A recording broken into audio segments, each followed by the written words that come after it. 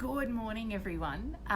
Kate here, wanting to jump on our last Facebook Live for 2019. Fee and I have been mucking around with technology for the last sort of 20 minutes or so. Facebook seems to have changed the way they do lives, and we're no longer able to add each other. So you've just got me today, but we, of course, will work on a new solution and be back with you in 2020 for our first live, which will be on the 2nd of January.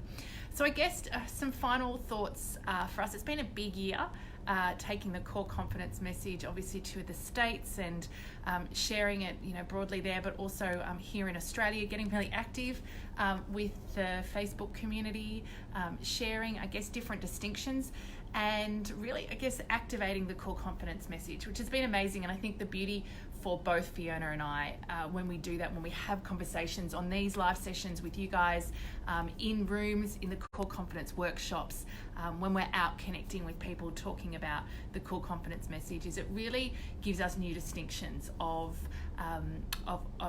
the content and I guess of the tools that we share in the 10 building blocks of core confidence. So we are busy thinking about 2020 and how we're going to continue to really add to the core confidence book and where that's going to take us. Of course, we've brought you the ebook, the print on demand book, as well as the downloadable workbook this year, which was probably harder than it should have been.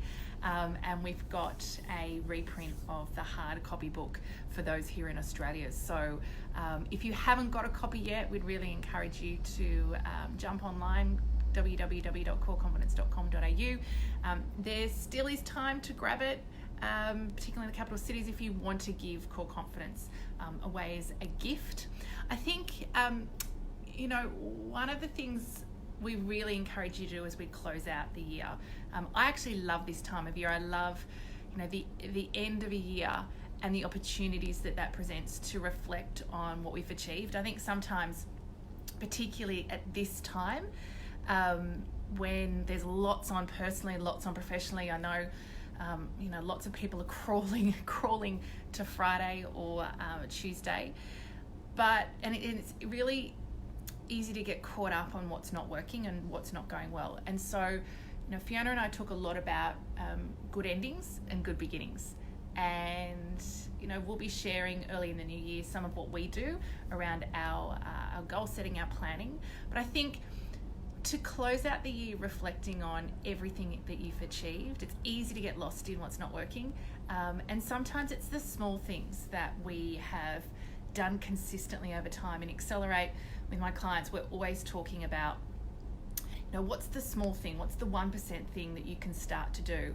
And in the last couple of weeks of December, for me, it's all been about, just really focusing on incidental activity. So even this morning, in Sydney this morning, early meeting, instead of catching the train one stop, I got off and walked down.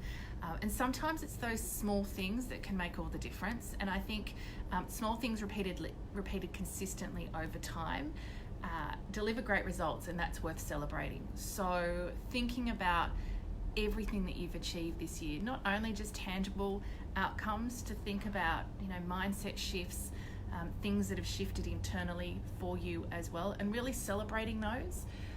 I think it's easy to get lost in some of the other stuff, and it's easy to maybe only think about the big things, the big life decisions we make.